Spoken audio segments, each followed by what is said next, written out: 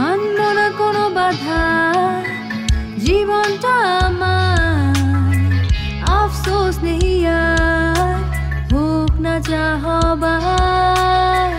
এলে জীবনে তুমি, জেলে নতুন আলো, জানি না কি হলো এই মন হারালো। ভালোবাসা ফিরে এলো,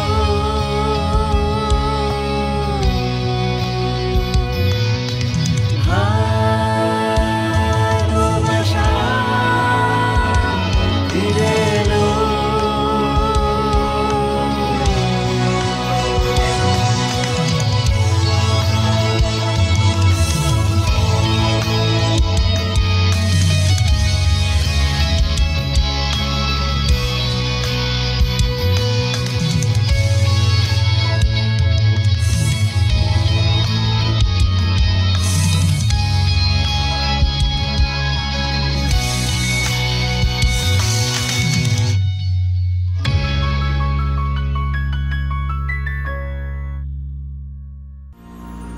আসলে সাগরের বাতাসের কারণে নাকি বোটের ঝাঁকুনির কারণে জানি না, তবে এখানে আসা মাত্রই সেলিম ঘুমিয়ে পড়েছে। হতে পারে, আমারও কিন্তু বেশ ঘুম পাচ্ছে, কিন্তু বোট দুলতে থাকলে আমি ঘুমোতে পারি না। আমরা বিচের কাছেই আছি, ওখানে গিয়ে বিশ্রাম নিলেই তো পারি। না জামাই, ওখানকার চেয়ে এখানেই বেশি শান্তি। হ্যাঁ, যেভাবে শুয়ে আছেন দেখেই বোঝা যাচ্ছে। মামা খিদে পেয়েছে, কি খাবো? উই দাঁড়াও দেখছি। কামেল বলুন রেস। বারবিকিউ রেডি আছে? হ্যাঁ রেডি আছে, কিন্তু কি বারবিকিউ করব? মানে কিছু কিনতে বলেননি, তাই খালিই পড়ে আছে। ও তাই, তাহলে আমরা কি খাবো? উই আমরা তাহলে তোমাকে খাবো, আমার ছোট্ট পুঁটি মাছ। সত্যি বলতে আপনার এই দুই অকেজো হেল্পারদেরকে অনেক আগেই ছাঁটাই করা উচিত ছিল। আমি ওর সাথে একমত। আর আমিও একমত। জেবাত। হ্যাঁ বলুন রেস।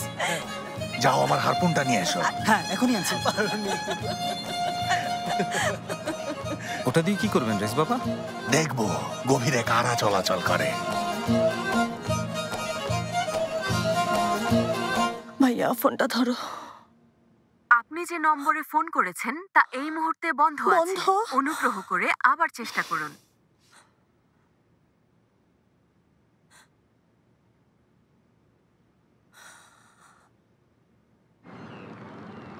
ফাদিক দেখো কত সুন্দর লাগছে। ওটা দিয়ে কি করবে? ধন্যবাদ, যাও বসো। রেস বাবা, এটা দিয়ে কি করবেন? দেখো কি করি। পানিতে করে মাছ ধরবে। দেখবে কি ধরে আনি। বাই। দাঁড়ান, একটু সাবধানে। কামেল। জি। আরে কি করছেন আপনি? আমরা গিয়ে বরং খাবার নিয়ে আসি। জামাই তুমি একটু চুপ করবে? গভীরে, অনেক গভীরে গেলাম। রেস বাবা, অনুগ্রহ করে আবার চেষ্টা করুন। তুমিও বন্ধ রেখেছো ওরহান, কি করব আমি?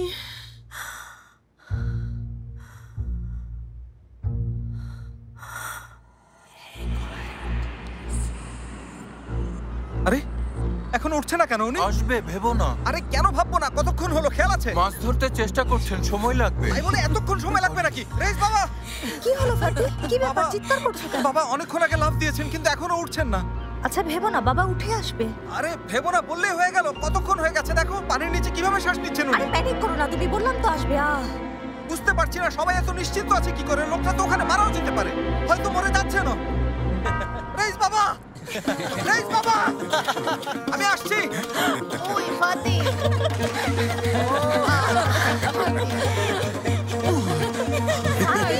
তুমি লাফ দিলে কেন?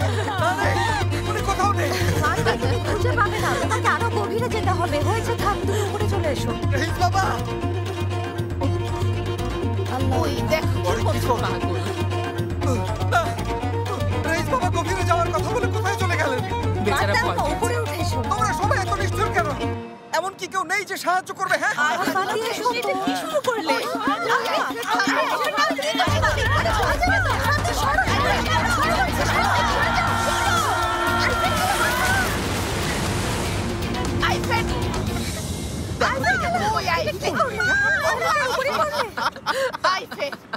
এটা কি করলে?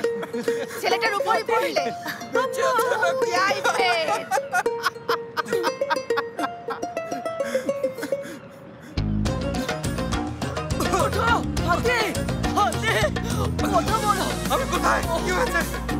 আল্লাহ লাখ শুকরিয়া। তুমি ঠিক আছো তো ফাতি? হ্যাঁ ঠিক আছে, সবকিছু অন্ধকার লাগছিল। রেইস বাবা, কি হচ্ছে এখানে? চিৎকার করছো কেন? আমাদের জ্বালায় সব মাছ পালালো। বোমার মতো কি যেন একটা সাগরে পড়লো। ওটা কি ছিল? আপনি এতক্ষণ কোথায় ছিলেন? গভীরে, অনেক গভীরে। রেইস বাবা, আপনি ঠিক আছেন তো? হ্যাঁ আছি, ঠিক থাকবো না কেন? মামা জলদি মাছটা আনুন, খুব খিদে পেয়েছে। ঠিক আছে, নিয়ে আসছি। আইফা খালা জাল ফেলবো নাকি ফেলে নামতে হবে? মজা করা বন্ধ করো এবার। চলো সবাই মিলে পানিতে নামি। সেলিমকে দেখে রেখো। চলো। ঠিক আছে। এসো দাঁড়াও দাঁড়াও, একটু দূরে যাই, দাঁড়াও। এসো এসো দাঁড়াও, এসো সবাই একসাথে এসো সবাই একসাথে। চলো। গভীরে, অনেক গভীরে।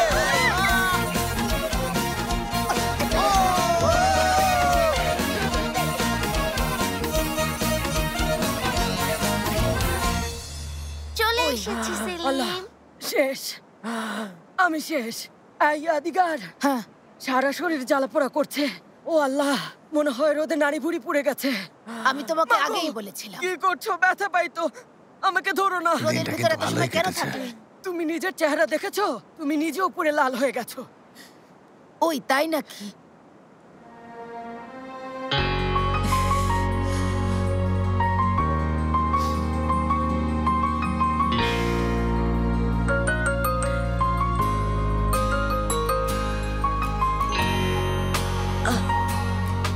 আমার জন্য একটু জায়গা হবে?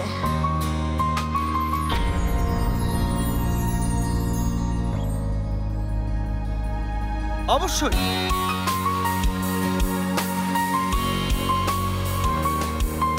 হবে।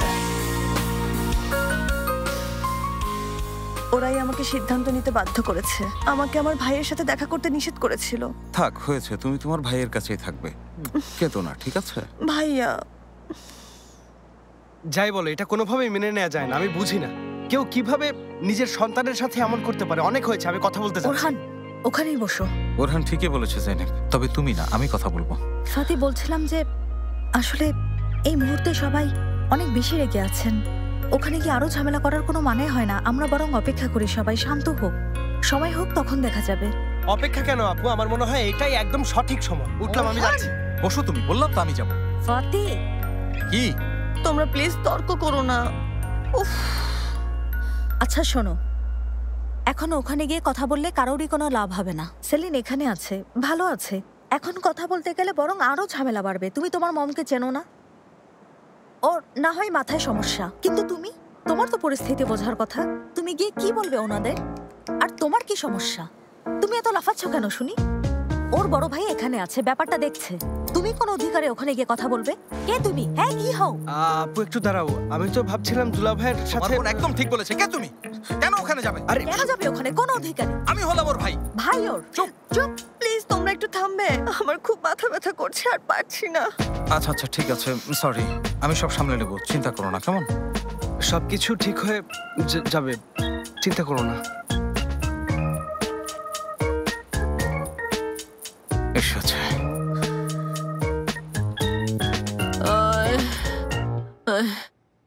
আমি মরে যাচ্ছি। আমার মনে হয় অনেক জ্বর এসেছে। গুনা ম্যাডাম, ও ফেহমি, চলো আমরা একটা অ্যাম্বুলেন্স কিনে ফেলি ফেহমি। না না, শুধু একটা অ্যাম্বুলেন্সে কিছুই হবে না ফেহমি, কয়েকটা অ্যাম্বুলেন্স কেন? যে অবস্থায় ছেলে মেয়েগুলো একদিন আমাদের মেরেই ফেলবে। আমি এখনই নিয়ে এসছি মুকাদ্দেস ম্যাডাম। গুনা, স্টেথোস্কোপ কোথায়? তাড়াতাড়ি নিয়ে এসো।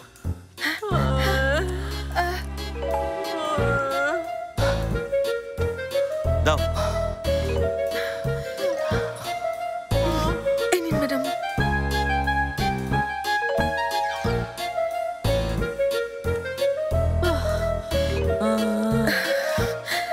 এখন এই অবস্থা, সামনে না জানি কি হবে।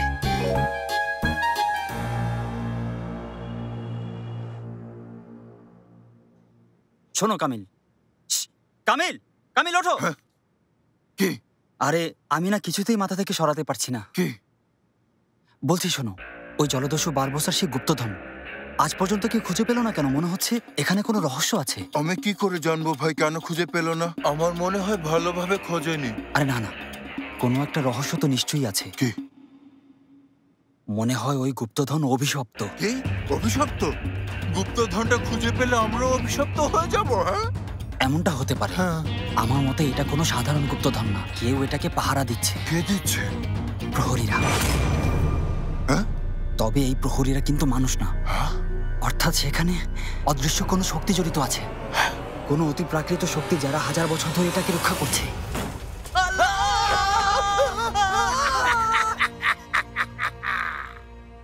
পেয়েছি, পেয়ে গেছি। কি পেয়েছো? হ্যাঁ রেস, কি করছো তুমি এই অবস্থা কেন? হ্যাঁ, আর তোমরা কি করছো শুনি?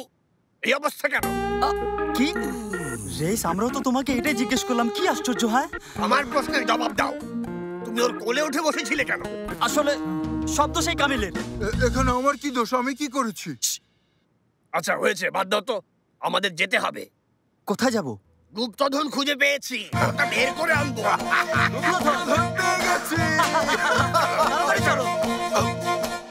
শোনো জেভাত, গুপ্তধন নিলে তো অভিশপ্ত হয়ে যাব। অভিশাপ থেকে বাঁচার জন্য কোনো না কোনো উপায় বের করেই ফেলবো। চলো জলদি এসো।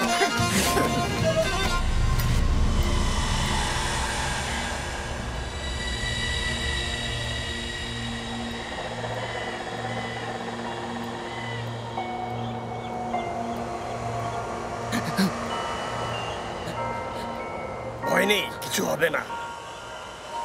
এখানে ভয় পাওয়ার কোনো কারণ নেই, এরা সবাই মৃত মানুষ। দয়া করে এই কথা আর বলো না রেস, আমি এমনিতে মরা মানুষ খুব ভয় পাই। রেস, রেস থাক, আমরা বরং এসব বাদ দিই। চলো ফিরে যাই। তোমরা দুজন না হয় আমার ভাগটাও নিয়ে নাও, আমি এখান থেকে চলে গেলাম। আরে দেবাত শোনো, চলে গেলে টাকার অভাবে মেয়েটাকে হারাবে, তারপর তুমি আফসোস করে বলবে সাজিবেদকে ওরা তোমার কাছ থেকে কেড়ে নিয়েছে। এটা কোনো কথা? গরিব মানুষের কি ভালোবাসার কোনো অধিকার নেই? আছে, তা আছে, তবে বিয়েটা স্বপ্নই থেকে যাবে। ও তাহলে আমি চলে যাই, কারণ আমার তো ধনী হওয়ার কোনো দরকারই নেই। আমি তো বিয়েই করবো না, তাই না? আমি চলে যাচ্ছি। হ্যাঁ দাঁড়াও, তুমি জেভাতের বাড়িতেই সারাটা জীবন পরজীবীর মতো পড়ে থাকতে চাইছো? সারা জীবন কি এভাবে? কামিল, এটা হতে পারে না। তার মানে হচ্ছে বোটের ওই ছোট্ট জায়গাটুকুর মাঝেই তোমার বাকি জীবন কাটবে। তাতে সমস্যা নেই, আমি চলে গেলাম। এই থামো, তুমি একা কিভাবে যাবে শুনি? এটা একটা কবরস্থান, চারপাশে ঘুটঘুটে অন্ধকার। আমি কেন যে তোমাদের কথা শুনে এখানে আসতে গেলাম, এখন পড়ছি মহাবিপদে। তোমাদের কথা বিশ্বাস করাই ঠিক হয়নি, কেন যে বাড়ি থেকে বের হলাম। আরে এদিকে দেখো, এই তো সেই জায়গা যা এতদিন ধরে খুঁজছি। চলো। আমি বলি কি রেস, বাদ দাও, আমি আবারও ভেবে দেখলাম আর খোঁড়াখড়ির দরকার নেই। শত হলো পরকাল পর্যন্ত এটাই ওদের থাকার জায়গা। থাক, ওদের বিরক্ত না করে, শেষে অভিশাপ লাগবে। হ্যাঁ, আর এত ভয় পাচ্ছ কেন? মৃতদের ভয় না পেয়ে জীবিতদের ভয় পাও। কথা না বাড়িয়ে এসো।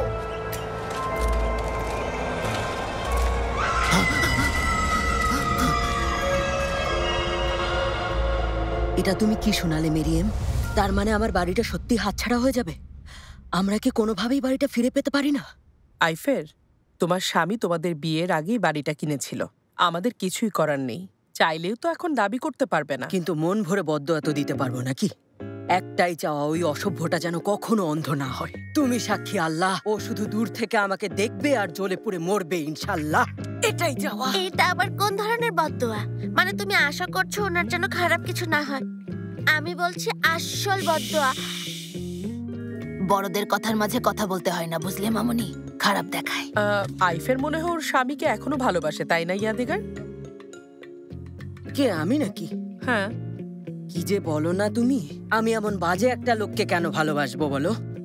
শুধু মানবতার খাতিরে ওকে অভিশাপ দিচ্ছি না, কারণ আমি ভালো মনের মানুষ। হ্যাঁ, এই তো সাবাস আইফের, আমি তোমার কাছে এটাই আশা করেছি। আর ওর বিচার আল্লাহই করবে, দেখো। না না ইয়াদিগার, তা কিন্তু হবে না। আমি আবার এতটা উদার মনের মানুষও না।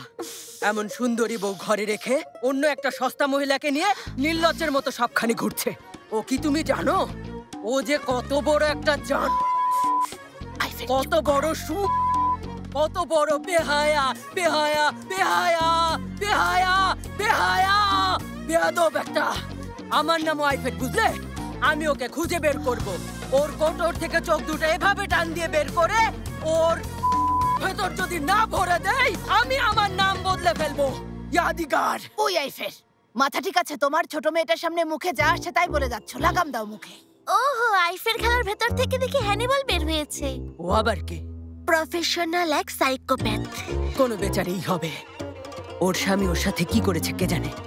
ওই চিন্তা করো না আইফের, তুমি একা না, আমরা সবাই তোমার সাথে আছি। সবাই মিলে একটা উপায় খুঁজে বের করব। আইফের, ইয়াদিগার ঠিকই বলেছে, উপায় তো একটা বের হবেই। আসলে মানুষের ভাগ্যে যা লেখা আছে তাই হয়, তা কি আর বদলায়? আমার ভাগ্যে ভালো কিছু না থাকলে তোমরা আর কি করবে বলো? দেখো, দুটো বিবাহযোগ্য মেয়েকে নিয়ে আমি এখন ঘর ছাড়া। আচ্ছা যাই হোক, আর কথা না বাড়াই, থাকো, আমি গেলাম। কোথায় যাচ্ছ আইফের? আমি আর কোথায় যাব? এখন বদমাশটাকে খুঁজে বের করব। তুমি ইস্তাম্বুলের মতো এত বড় শহরে ওকে কিভাবে খুঁজবে? সেটা তুমি আমার উপর ছেড়ে দাও। আইফের, ইয়াদিগার ঠিক কথাই বলেছে, পথে পথে ঘুরে তুমি তোমার স্বামীকে খুঁজে পাবে না। বসো এখানে। আর আইফের খালা, এত রাগ করলে চলবে বলো? তুমি না ভালো মনের মানুষ, ভুলে গেছো? চুপ। এই, ওকে নিয়ে একদম মজা করবে না। হ্যাঁ, কথা ঠিক। আর কিছু পারি না পারি ওর মুখে থুতু দিয়ে আসবো ইয়াদিগার। আরে আইফের, দাঁড়াও, আমাকে নিয়ে যাও, দাঁড়াও। হ্যাঁ, মেয়েদের স্কুলে না পাঠানোর ফল। আইফের খেলা যদি পড়াশোনা করতো তাহলে এমন হতো? এখন খুব ভালো করে বুঝতে পারছি ওরা তোমাকে পাকা বুড়ি কেন ডাকে, এমনি এমনি না।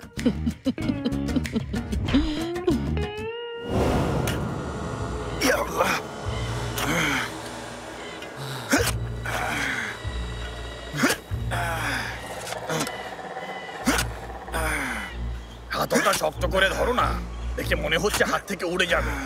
আল্লাহ আল্লাহ, তুমি যখন এতই ভালো পারো তাহলে এসে একটু হাত লাগাও। দেখছো না আমাদের কি অবস্থা হয়েছে? কথা বলো না তো, মুখটা বন্ধ রেখে একটু হাত চালাও। ভাই, এবার তুমি একটু মাটি উঠাও, আমি আর পারছি না, আমি শেষ। আল্লাহ।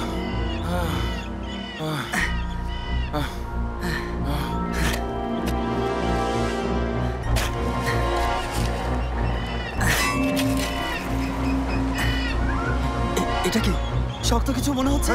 আসলে হ্যাঁ। সিন্ধুক নাকি? দেখো তো।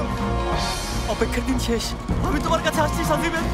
পুরো পৃথিবী ঘুরে বেড়াবো, গরিব মানুষদের কাপড় চোপড় কিনে দেবো, পেট ভরে খাওয়াবো।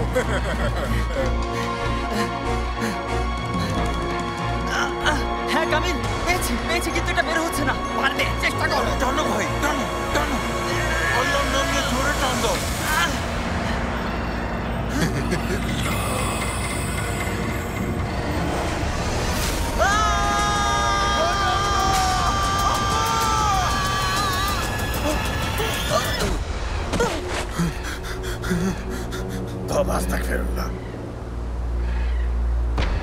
কি বের হয়েছে? আচ্ছা, এটা তো মাথার খুলি। কামিল, এখানে এসো, ভয় পেও না, এটা মাথার খুলি। চলে এসো।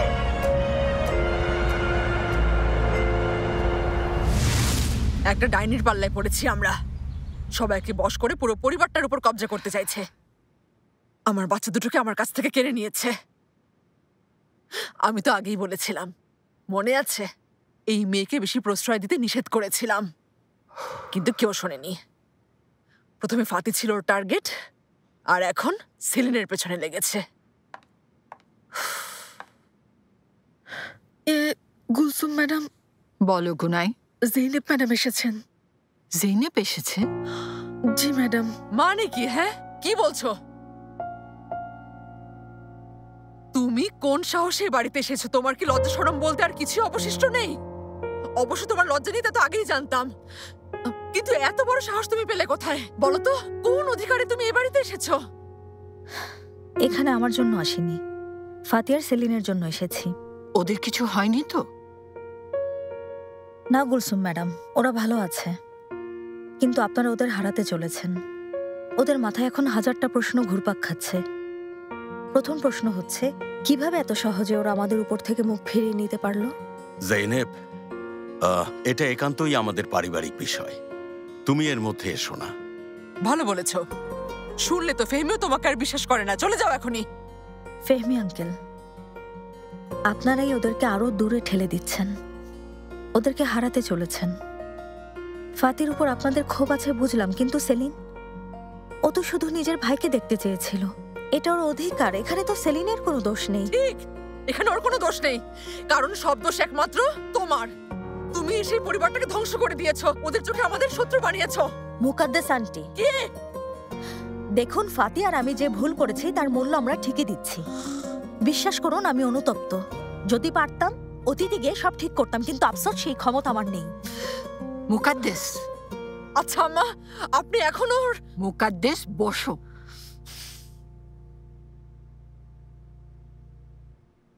তুমি এখানে কেন এসেছো আমি বুঝতে পারছি জেনেব, তবে না এলেই ভালো করতে।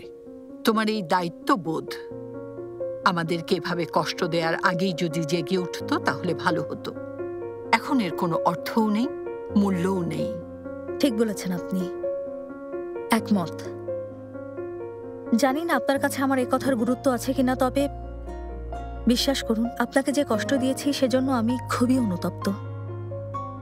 আপনার মনের অবস্থা বুঝতে পারছি, কিন্তু অনুরোধ করছি আপনিও আমাকে একটু বোঝার চেষ্টা করুন। এসব করে শুধু ফাতি আর সেলিনকেই হারাবেন তা না, আপনারা নিজেরাও এই কষ্টের বোঝা নিয়ে তিলে তিলে শেষ হয়ে যাবেন। এই বাড়ির ভবিষ্যৎ ওরা আপনার নাতি নাতনি, ভুলে গেছেন? আমরা কাউকে দূরে ঠেলে দেইনি, আর এমন কিছু করবও না কখনো। তাহলে অন্তত ওদের সাথে কথা বলে সব ঠিক করার চেষ্টা করুন। বড়দের কাছ থেকেই সবাই মহত্ব আশা করে। ক্ষমা করে দিন, সব রাগ ক্ষোভ ভুলে যান, সবাই একসাথে কথা বলি। ফেহমি আঙ্কেল,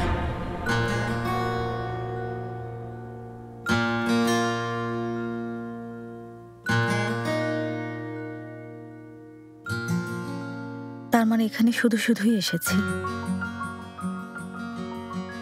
আচ্ছা তাহলে এ বাড়িতে বসে নিজেরা নিজেরাই ঝগড়া করুন, ওদেরকে নিজেদের কাছ থেকে আরো দূরে সরিয়ে দিন। আসলে পরিবার বলতে আপনারা শুধু এইটুকুই জানেন, সকালে সবাই ডাইনিং টেবিলে বসে ব্যাস একবার গুড মর্নিং বললেই কাজ শেষ। সাহস তো কম না?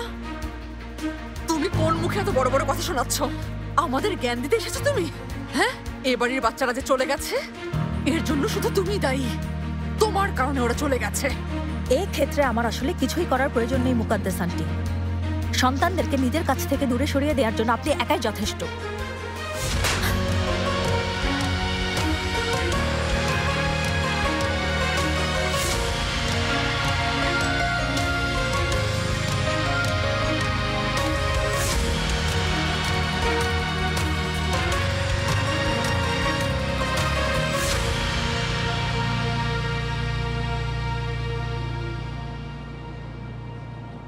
মুস্তাফা, আজ যা কিছু হয়েছে তা শুধু আমাদের মাঝেই থাকবে, ঠিক আছে? ফাতি বা অন্য কেউ যেন ভুলেও কিছু না জানে, বুঝেছো?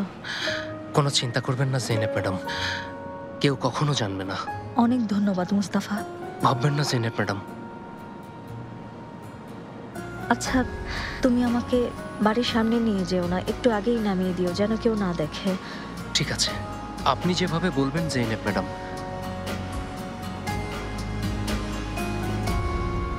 কোথায় চলে গেল আম্মু? হ্যাঁ, ফোন করেছে। হ্যালো হ্যালো ফাতি, কোথায় তুমি? আমরা অপেক্ষায় আছি। জেনেব বাড়িতে নেই, সেলিমকে রাখতে হচ্ছে। ডায়াপার কিনতে গেছে, ফিরলেই বের হব। কি হয়েছে? আল্লাহ আল্লাহ, ইয়াদিকার ফুপির কাছে দিয়ে এসো। উনি তো কাজে ব্যস্ত। আচ্ছা তোমাদের তো তাড়া কিসের বুঝলাম না। আচ্ছা আচ্ছা, এলেই জানতে পারবে, একটু তাড়াতাড়ি এসো, ঠিক আছে? হ্যাঁ আসছি। এদের রাগা মাথা কিছুই বুঝি না। সেলিম, আম্মু কোথায় চলে গেল? হ্যাঁ হ্যাঁ, জেনেব ডায়াপার কোথায়?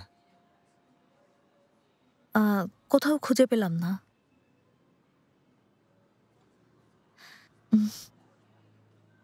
কান্নাকাটি করেছো? হ্যাঁ ফাতি, আব্বাস ভাই যখন বললেন ডায়াপার শেষ হয়ে গেছে তখন দোকানে বসে বসে অনেক কেঁদেছি। আচ্ছা থাকো, আমি একটু বাইরে যাচ্ছি। কোথায়? চায়ের দোকানে। চায়ের দোকানে? তুমি জীবনে কখনো চায়ের দোকানে গেছো? চায়ের দোকান কোথায় সেই সম্পর্কে তোমার কোনো ধারণা আছে? ফোন এসেছিল, জিভাতরা যেতে বললো। এত করে বলছে না গেলে কেমন দেখে না। আর ফেরার পথে ডায়াপার নিয়ে আসবো। ঠিক আছে, আমি আসি। ডায়াপার নিয়েই আছে আমার সোনামণি। কি করছো?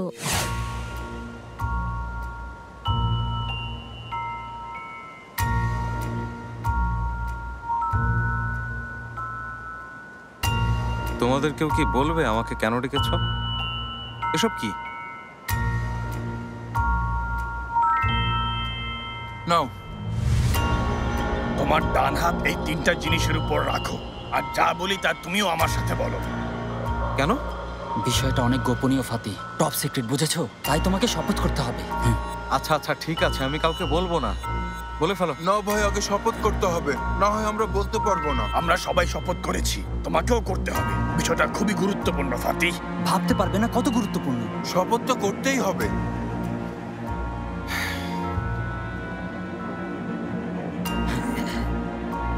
আচ্ছা, আমি যা বলি তুমি সেটাই বলবে।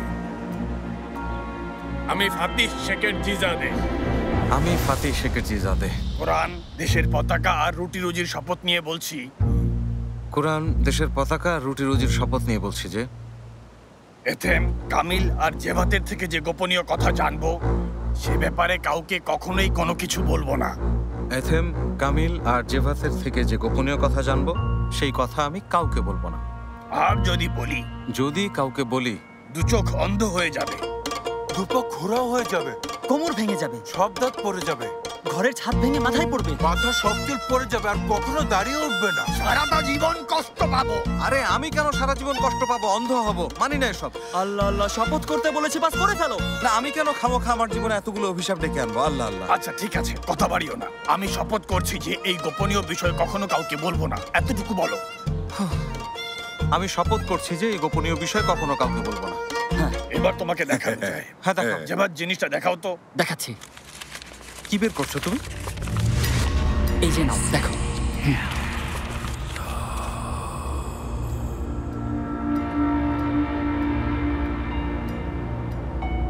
কি এটা?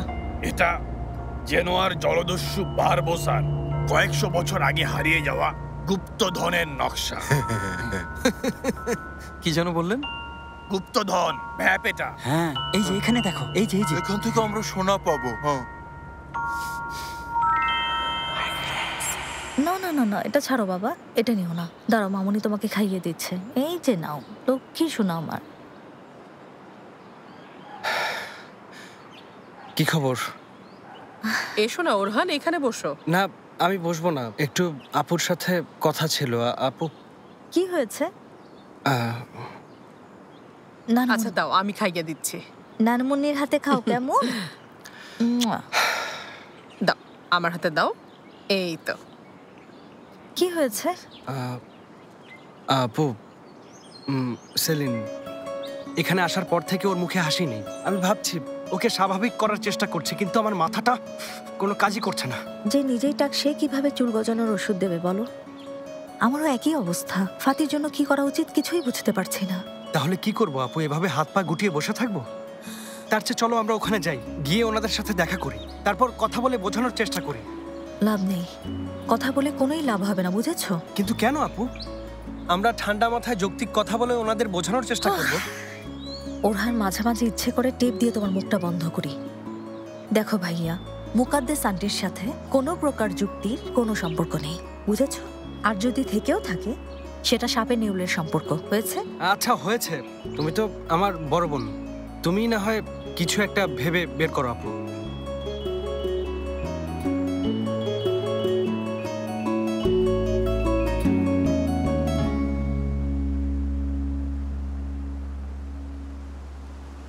আমাকে কেন ডাকলে এখনো বুঝতে পারছি না। এটা আমাকে কেন দেখাচ্ছ? দেখো ফাতি, তুমি হলে বিশ্ববিদ্যালয়ে পাশ করা শিক্ষিত ছেলে। মনে হয় তুমি নিশ্চয়ই এই ম্যাপের লেখাগুলো পড়ে বুঝতে পারবে। আমরা তোমাকেই একমাত্র বিশ্বাস করি। এখন দয়া করে এখানে কি লেখা আছে তা আমাদেরকে একটু পড়ে শোনাও। আমি বিজনেস স্টাডিজে পড়েছি, আমি কি ভাষাবিদ? আর কিভাবে জানলে যে এই ম্যাপটা আসল? হ্যাঁ, এই ম্যাপ আসল। এটা খোঁজার জন্য আমার সারা জীবন ব্যয় করেছি। হয় আমরা এটা তোমার হাতে দিয়েছি, তুমি এর সমাধান বের করে আমাদের মুক্তি দাও। আমরা সারা জীবন তাকিয়ে থাকলেও কিছু বুঝবো না।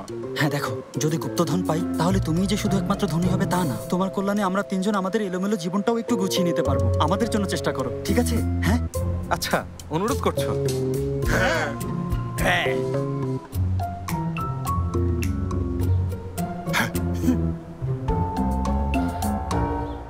তো পেলে কিছু, কি খুঁজে পেলে? পেয়েছি। হ্যাঁ, সেলিনকে নিয়ে তুমি বরং কোথাও ঘুরতে চলে যাও। সারাদিন দুজন খাও দাও, মজা করো, হাসো, মজার মজার জোকস শোনাও, যাতে ওর মনটা একটু ভালো হয়। ও দেখলেই খুশি হবে। তাছাড়া কোনো পার্কে যাও, ভালো হবে। আমরা ওখানে গিয়ে কি নাগরদোলায় চড়বো নাকি দুজন মিলে হাওয়াই মিঠাই খাবো? সেটা তোমার ইচ্ছে ওরহান। আমার সাথে কি মজা করছো আপু? খুঁজে খুঁজে এই উপায় বের করলে? আপাতত এটাই সবচেয়ে ভালো আইডিয়া। আর কি করার আছে?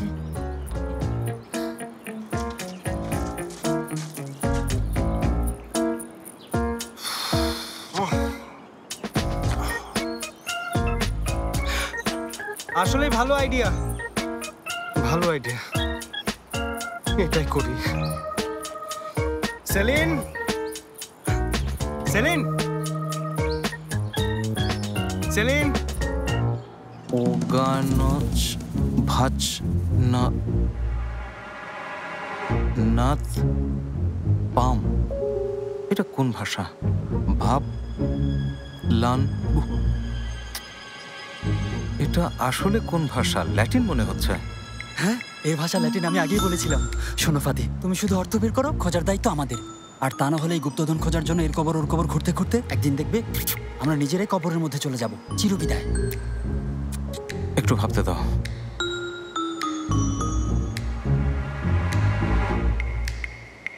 কি হলো? পেয়ে গেছো? আরে আমাকে দেখতে দেবে তো? একটু তাড়াতাড়ি করো না। তোমাদের কি ধারণা আমাকে কি ইন্ডিয়ানা জোন্স মনে হয়? দেখি তো, এটা পরে নাও। হ্যাঁ দাঁড়াও, আগে এটা তোমার মাথায় পরিয়ে দে। হয়ে গেছে। সাথে এটাও পরে নাও। বাহ, কি সুন্দর মানিয়েছে। এবার এটা হাতে নাও।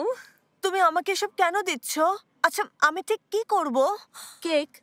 আমরা এখন তোমাকে নিয়ে এমন একটা কেক বানাতে যাচ্ছি যাতে তোমার ডিপ্রেশন, মন খারাপ সব পালাবে। ফাদিক, তুমিও মাঝে মাঝে কি যে বলো না। কেক বনে কেসব বানালে কি স্ট্রেস যায়? ওই 100 বার যায়, কেন যাবে না? আমার যখনই মন খারাপ হয় তখনই রান্নাঘরে চলে আসি, খাবার রান্না করি, তারপর সব ভুলে যাই। তাই না আইফের, বলো? হ্যাঁ, আমিও তাই করি। খুব বিরক্ত লাগলে আমি তখন রান্নাঘরে চলে আসি, মজার খাবার রান্না করে খাই, তারপর সব চলে যায়। রাগ, চাপ কিছু থাকে না। সেলিন, তোমার স্ট্রেস কিন্তু অলরেডি কমতে শুরু করেছে। এই যে তুমি সুন্দর হাসছো, শুরু করি। আচ্ছা ঠিক আছে, কি ধরনের কেক বানাবো? Fruit cake. ওই তুমি ফ্রুট কেক খাবে তাই না, আমার দুষ্টু পাকা বুড়ি? এখন যাও, দৌড় দাও, যাও জলদি ফল নিয়ে এসো, ডিম নিয়ে এসো, যাও যাও। তোমার যা ভালো লাগে নিয়ে এসো। সাবধানে ফেলে দিও না। হ্যাঁ, ওই যে ওই ঢাকনাটার নিচেই আছে, ফেলে দিও না আবার। আইফেন আন্টি, আপনি সাহায্য করবেন না? নিশ্চয়ই করবো, বানাও, খেয়ে দেখবো।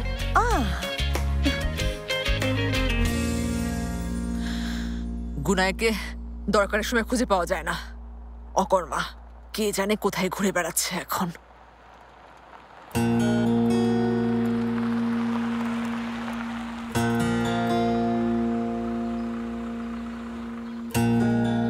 মুস্তাফা। মুকাদ্দাস ম্যাডাম, কিছু করতে হবে ম্যাডাম। এখন কোথা থেকে এলে তুমি? জেইনেব ম্যাডামকে ওনার বাড়িতে পৌঁছে দিয়ে এলাম। কে তোমাকে ওই সস্তা মেয়েটাকে পৌঁছে দিতে বলেছে? বলো একটু শুনি। ম্যাডাম, আমি নিজে। চুপ, একদম কথা বলবে না। ঠিক আছে ম্যাডাম। নিজেকে কি মনে করো মুস্তাফা? তুমি কোন সাহসে নিজের যা মন চায় তাই করে বেড়াচ্ছ? হ্যাঁ, চুপ করে আছি বলে সহ্যের সেবা ছাড়িয়ে যাচ্ছ। অবশ্যই সবের জন্য ফাতিই দায়ী। তোমার মতো এমন একজন অপদার্থ ড্রাইভারকে আশকারা দিয়ে মাথায় তুলে রাখলে এমন হবে তা তো জানা কথা। আমি বুঝিনি আপনি এত রাগ করবেন মুকাদ্দাস ম্যাডাম। তুমি কি চোখে দেখো না মুস্তাফা, আমি যেখানে ওই ছোট লোকটা কিভাবে গলা ধাক্কা দিয়ে বের করে দিলাম, আর তুমি ওকে ভদ্রলোকের মেয়ের মতো বাড়ি পৌঁছে দিলে। যাও এখান থেকে। কাকে কি বলছি আমি? যাও, ভাগো। জি যাচ্ছি ম্যাডাম। মুস্তাফা। বলুন মুকাদ্দাস ম্যাডাম। কোথায় যাচ্ছ তুমি? আমার ঘরে যাচ্ছি ম্যাডাম, যেন আপনার চোখের সামনে আর পড়তে না হয়। গাধা একটা, বরখাস্ত করেছি তাও বোঝেনি, আহম্মক। কি কি বলছেন মুকাদ্দাস ম্যাডাম? যাও তলপি তলপা গুটিয়ে নিয়ে বাড়ি থেকে বের হয়ে যাও, আর কখনো যেন চেহারা না দেখি। যাও, বেরিয়ে যাও।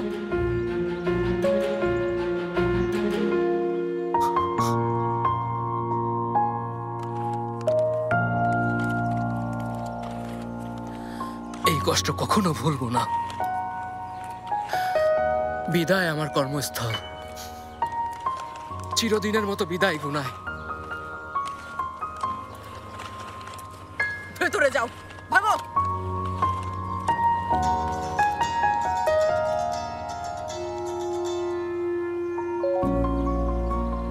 বলুন ফাতি স্যার। হ্যাঁ মুস্তাফা, শোনো, আমাদের বাড়ির লাইব্রেরিতে ল্যাটিন একটা ডিকশনারি থাকার কথা, ওটা আমার কাছে নিয়ে আসতে পারবে? পারবো না ফাতি স্যার, পারবো না আমি। কেন বলো তো? তোমাকেও কি আমার সাথে দেখা করতে নিষেধ করেছে? না স্যার, আপনার সাথে দেখা করতে আমাকে কে নিষেধ করবে? কিন্তু আমি এই প্রথম আপনার নির্দেশ পালন করতে পারছি না। আমি অত্যন্ত দুঃখিত ফাতি স্যার। আসলে এখন থেকে আমার আর এই বাড়িতে ঢোকার অনুমতি নেই স্যার। কি হয়েছে? বরখাস্ত হয়েছে স্যার। বুঝতে পেরেছি, মম তাই না? ঠিক বলেছেন ফাতি স্যার। মম সত্যিই পাগল হয়ে গেছে। না স্যার, আপনি এভাবে বলবেন না। ওনার অধীনে এত বছর কাজ করেছি, সেজন্য আমি কৃতজ্ঞ। আর আমি কারো উপর রাগ করিনি ফাতি স্যার। আপনাকে পেয়েছি স্যার, আপনার সেবা করেছি, এটাই আমার জন্য যথেষ্ট। আর আমার জন্য দোয়া করবেন স্যার। আচ্ছা হয়েছে হয়েছে, এখন এসব ড্রামা বাদ দাও মুস্তাফা। একটা ট্যাক্সি নিয়ে জলদি এখানে চলে এসো, কথা বলবো। আচ্ছা ঠিক আছে, আমি এখনই আসছি। আজ এখানে আমাকে আপনি বরখাস্ত করেননি ম্যাডাম।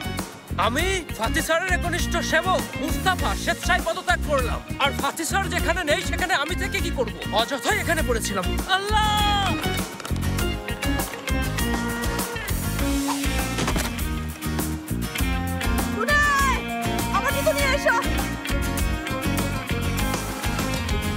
আরে কি হলো? বসো না, কোথায় যাচ্ছ তুমি? এখন একটা কাজে যেতে হবে, পরে দেখা করব। আর কি গুরুত্বপূর্ণ কাজ আছে? এখনো আমরা গুপ্তধন খুঁজে পাইনি। হ্যাঁ, আমরা তো তোমার ভরসায় আছি ফাতি। আরে তোমরা এসব কি শুরু করলে? বললাম তো দেখবো। আল্লাহ আল্লাহ, যখন তখন আমাকে ফোন করবে না, জেনেব সন্দেহ করবে। এখন আসি। দেখো তো, ফাতি তোর নিজের কাজ করতে চলেই গেল। তাহলে তো গুপ্তধন খুঁজে পাওয়ার উপায় আমাদেরকেই ভাবতে হবে। হ্যাঁ ভাবো কামিল, ভাবতে থাকো। ভাবলে যেন তুমি খুঁজে পেয়ে যাবে। হায় আল্লাহ, বলো তো আমি এখন কি করব? আরে ম্যাপটা কোথায়? ফাতির কাছে। ফাতি কোথায় গেল? হ্যাঁ, শুনলেই তো ওর একটা কাজ আছে, কাজ ছেড়ে হয়তো ও আবার চলে আসবে। আবার পালায়নি তো? আবার নিজে নিজে খুঁজে বের করবে না তো? না রেস, কি যে বলো, এটা আমাদের ফাতি। ও এমন কাজ না কখনোই করবে না। শেখের যে যাদের পরিবারের ছেলে এমন কেন করবে? আর তাছাড়া ঠিক এখানে বসেই তো ও শপথ নিয়েছে সবার চোখের সামনে। হ্যাঁ, এগুলো ছুঁয়ে শপথ নিয়েছে। হ্যাঁ সেটাই, এমন করবে না ও। কখনোই না। আমি সারা জীবন ধরে খুঁজে ম্যাপটা পেয়েছি, ফাতি এভাবে নিয়ে গেল। তুমি নিশ্চিন্তে থাকো রেস, এত চিন্তার কিছু নেই। আর চিন্তা?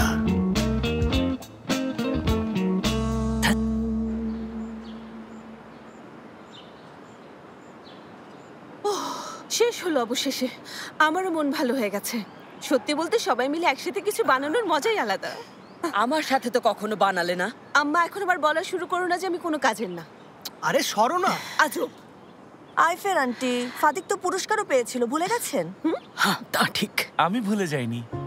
মেতে, তুমি এখানে কি মনে করে? আজকে তাড়াতাড়ি কাজ শেষ হয়েছে, চলে এলাম। আর কেন এসেছো? আম্মা। আচ্ছা ঠিক আছে, এবার বসে পড়ো। এসো, তুমি আমার পাশে বসো। বসো। অনেক সুন্দর হয়েছে। হ্যাঁ হয়েছে কিছু একটা। তুমি বানিয়েছো, এর জন্যই তো এত সুন্দর হয়েছে। দাঁড়াও তোমার দাঁড়াও, মতো। হ্যাঁ দেখতে সুন্দর, তবে টেস্ট করলে বোঝা যাবে আসলে কেমন হয়েছে। আগেই এত প্রশংসা করো না। আর আমি যদি এখনই কিছু মুখে না দিই তাহলে শেষই হয়ে যাব। আমার ছোট বাচ্চা আছে, ওকেও তো খাওয়াতে হয়। আপু, সুযোগ পেলেই বাচ্চার অজুহাত না দিলে হয় না? শোনো ওরহান, আমি ওকে এই দিনগুলোর জন্যই জন্ম দিয়েছি। কি বলছো এসব? কি খবর তোমাদের? ফাতি, আরে ড্রাইভার কোথায়? হ্যাঁ, আমিও খুঁজে পেলাম না। সবাই মনে হয় 3টা করে বাচ্চা নিয়েছে। ইস্তাম্বুলে ডায়াপার নেই। কি খবর দোস্ত? হ্যাঁ ভালো, তোর? ভালো। ওখানে কে? চিনতে পারছো না? মুস্তাফা এসেছে, বাড়ি থেকে একটা বই আনতে বলেছিলাম, মনে হয় নিয়ে এসেছে। ট্যাক্সি নিয়ে এসেছে? মুস্তাফা তোমাকে কেন বরখাস্ত করলো? আসলে ফাতি স্যার, মুকাদ্দাস ম্যাডাম রাগ করে বের করে দিলেন। মুকাদ্দাস ম্যাডাম তো সারাক্ষণই রেগে থাকে, বরখাস্ত করলো কেন? আসলে আমি আপনাকে কি বলবো স্যার আর কিভাবে বলবো জানি না। আচ্ছা তুমি আমার কাছে কি লুকোচ্ছ বলো তো? না স্যার, আস্তাগফিরুল্লাহ, আপনিই বলুন আমি কখনো আপনার কাছে কিছু লুকিয়েছি ফাতি স্যার? তাহলে উনি এমন কেন করলো? আমার উপর রাগ করে তো তোমাকে বরখাস্ত করার কথা না। আসলে ওনার রাগটা ঠিক আপনার উপর না, জেনেব ম্যাডামের উপর। জেনেব আবার কি করলো? না স্যার, উনি কিছু করেননি, কি করবেন? মুস্তাফা বলো। ঠিক আছে ফাতি স্যার, আমি বলছি। আমিও আর চুপ থাকতে পারছি না স্যার। জেনেব ম্যাডাম আজ আপনাদের বাড়িতে গিয়েছিলেন, কিন্তু আপনার মা ওনাকে বের করে দিয়েছেন। কি? সত্যি বলতে খুব বাজেভাবে বের করে দিয়েছেন। ভেতর থেকে হাত ধরে টেনে এনে দরজার বাইরে বের করে দিলেন। জেনেব ম্যাডাম আপনার স্ত্রী, আর ওনাকে এভাবে কাঁদতে দেখে আমার খুব খারাপ লাগছিল। না পেরে ওনাকে গাড়িতে করে এখানে নিয়ে এসেছি, তাই বরখাস্ত করেছেন। এখান থেকে কোথাও যাও না। গাড়ি ছাড়ো। স্যার আমার সুটকেস। আরে ফাতি কোথায় যাচ্ছ? আরে আপু কি হলো? কি হয়েছে? ফাতি কোথায় গেল? মুস্তাফা কি হয়েছে? সত্যি কিছু বলতে চাইনি জেনেব ম্যাডাম, স্যার আমাকে বলতে সব বাধ্য করেছেন। আমার তো সব বলে দিয়েছো তাই না? মুখটা একটু বন্ধ রাখলে কি হতো? মুস্তাফা